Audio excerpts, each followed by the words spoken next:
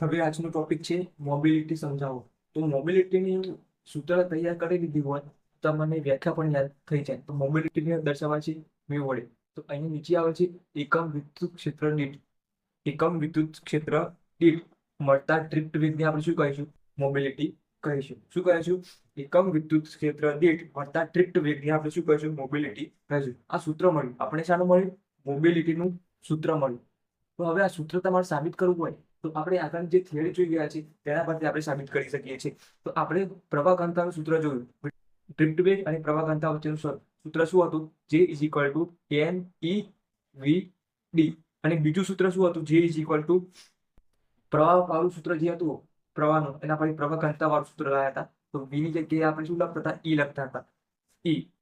અને બીજું રોની જગ્યાએ વન અપોન ની જગ્યાએ સિગ્મા. આ સૂત્ર થઈ ગયું. તો સમીકરણ 1 અને સમીકરણ 2 ને સરખા થાય તો ડાબી બાજુ સમાન, જમણી બાજુ પણ સમાન થાય. અહીંયા શું થાય? NEVD is equal to E sigma. આ થઈ ગયું. હવે આપણે તો શું લાવવાનું છે? VD upon E. તો VD તો છે, આ છેદમાં E લઈ દઈએ. તો આ VD અહીંયા ડાબી બાજુ છે અને આ E બરાબરની ડાબી બાજુ છેદમાં જતો રહે. તો E થઈ ગયું. ઉપર શું છે? સિગ્મા. સિગ્મા અને નીચે NE આવી જશે. અહીંયાથી જમણી તરફ જાય તો ગુણાકારમાંથી ભાગાકારમાં જાય તો NE. તો VD અપોન E ને શું કહે છે? આપણે મ્યુ કહે છે, મોબિલિટી. તો મ્યુ ઇઝ ઇક્વલ ટુ શું થઈ ગયું? અને VD upon E is equal to sigma upon NE. આ પણ આપણને સૂત્ર મળી ગયું મોબિલિટીનું. આ થઈ ગયું સૂત્ર. હવે આગળ જોઈએ તો અહીંયા આપણે એના એકમ જોઈએ. એકમની પારિમાણિક સૂત્ર જોઈ લઈએ. તો અહીંયા કઈ રીતે યાદ રાખવાની છે? તો એકમ તમે લખી લેજો.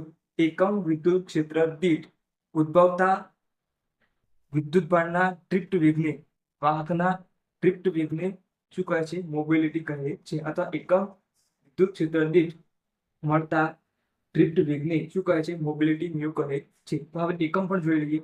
એકમ શું આવશે? એકમ તો અહીંયા તો વેગ છે. તો વેગ એટલે અંતર ભાગ્યા સમય. તો મીટર પર સેકન્ડ. આ થઈ ગયું. હવે નીચે વિદ્યુત ક્ષેત્ર છે. વિદ્યુત ક્ષેત્ર માટે તમે આ તાર છે એવું માની લઈ લો અને તમે અહીંયાથી બેટરીના વોલ્ટેજ આપો છો. બેટરીના વોલ્ટેજ આપો છો. આ L લંબાઈનો સળિયો છે. L લંબાઈનો સળિયો. એમાં વિદ્યુત ક્ષેત્ર ઉત્પન્ન થતું હોય ત્યાં ચુંબક હોય આ રીતના ચુંબક ક્ષેત્ર ઉત્પન્ન થતું હોય ત્યાં સૂર્યની આજુબાજુ પણ વિદ્યુત ક્ષેત્ર ઉત્પન્ન થાય. વિદ્યુત ક્ષેત્ર E ઉત્પન્ન થતું હશે. વિદ્યુત ક્ષેત્ર E ઉત્પન્ન થતું હશે.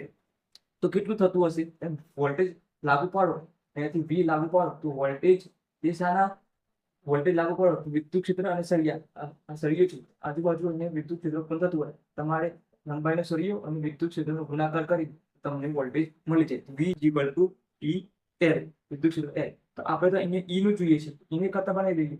E કરતા બનાવીએ તો E ઇક્વલ ટુ શું થઈ જાય? V upon L. તો એકમ શું થાય? વોલ્ટ પર મીટર પર મીટર થઈ ગયું. તો અહીંયા આપણે શું કરશું? એકમ લખી દઈએ તો વોટ પર મીટર E નો.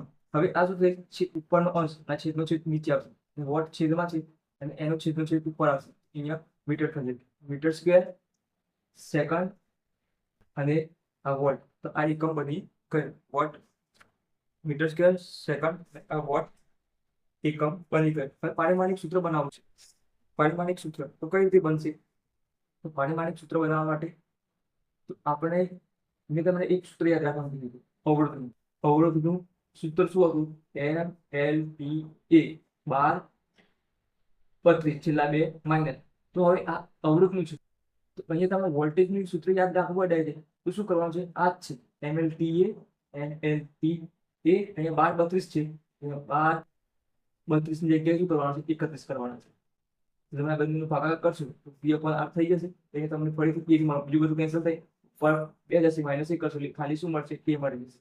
અહીંયા તમારે બે સૂત્રો યાદ રાખવાના છે. એક યાદ રહી જશે તો વોલ્ટેજ આપોઆપ યાદ રહી જાય. તો મીટર માટે શું થઈ જાય? L2. અહીંયા સેકન્ડ છે T1 અને અહીંયા વોલ્ટેજનું તો શું થશે?